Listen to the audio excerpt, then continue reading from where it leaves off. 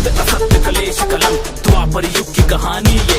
हस्तिनापुर में बीता वो जो सामने सबके लानी है। 100 पुत्र गांधारी के और कुंती को 6 का वरदान। कुछ पांडव कहलाए और बाकी को मिला कौरव का नाम। दुर्योधन को योजना आई भोजन में फिर विष मिलाया। भीम को मारने की वंशा थी बाल विवाह का ना हो पाया। आयोजित हुई ऐसी सभा सब वीर हुए थे जमा वहाँ।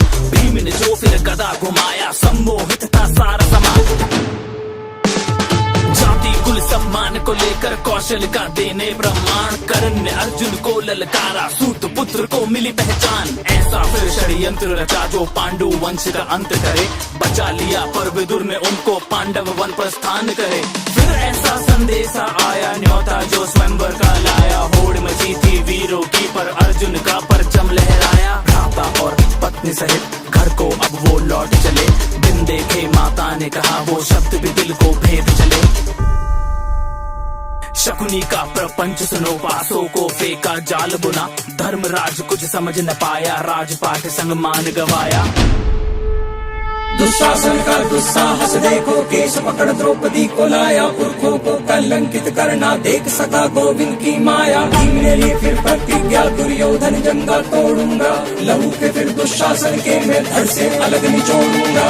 12 साल वो बीत चले और 13वां था अज्ञातवास। ध्वनि सुनी गांडीव की और युद्ध का हुआ आभास। कृष्ण की सेना कौरव की खुद कृष्ण चले अर्जुन के संग। फिर युद्ध छिड़ा और जहाँ भी देखा चारों ओर लहू का रंग। अर्जुन के मन में शंका थी कैसे उन पे प्रतिघात करे। गीता का उसको सार सिखाया धर्म का वो संहार करे।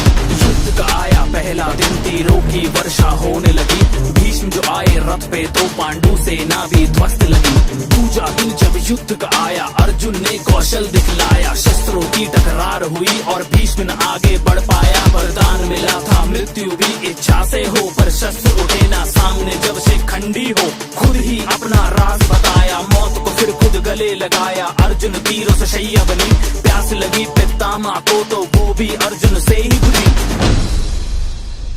जिसको कोई तोड़ सके ना ऐसे व्यू की रचना कर दी। तोड़ दिया एक बालक ने उस अभिमन्यु की हत्या कर दी। कैसा इनका हक है और कैसा इनका है ये धर्म। एक तरफ जलती है चिता और दूजी ओर छलनी है बदन। युद्ध हुआ वो ऐसा भीषण तीर चला और दूजा आया। कर्ण जो रथ से उतरा तो एक तीर हृदय को चीर आया। वो सर्वनाश था चारों ओर अब विनाश था चारों ओर। धड़ सर से अलग अब गिरने लगे अधर्मी अब सब मरने लगे।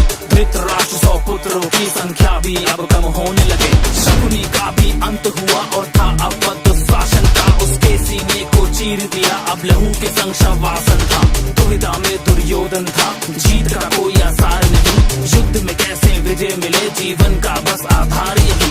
वज्र का उसको कवच मिला पर जंघा में कमजोरी थी। मातृ प्रेम और शिव आवाहन से शक्ति बटोरी थी। एक शिष्य बलराम का था और दूजे संग थी कृष्ण की माया। फिर कंपन महसूस हुई जो इन दोनों की गदा से आया। दो योद्धा का बल टकराया भीम लगा था कुछ असहाया। देखा जब मुरली ने तो इशारों में था कुछ समझाया। समझ के उस इशारे को जब गदा भीम ने मारा वो दुर्योधन जंगा टूट गई ना उठ पाया दोबारा वो। अधर्मियों का विनाश हुआ अंत में धर्म ही जीत गया। कलयुग का आरंभ हुआ और द्वापर युग भी बीत गया।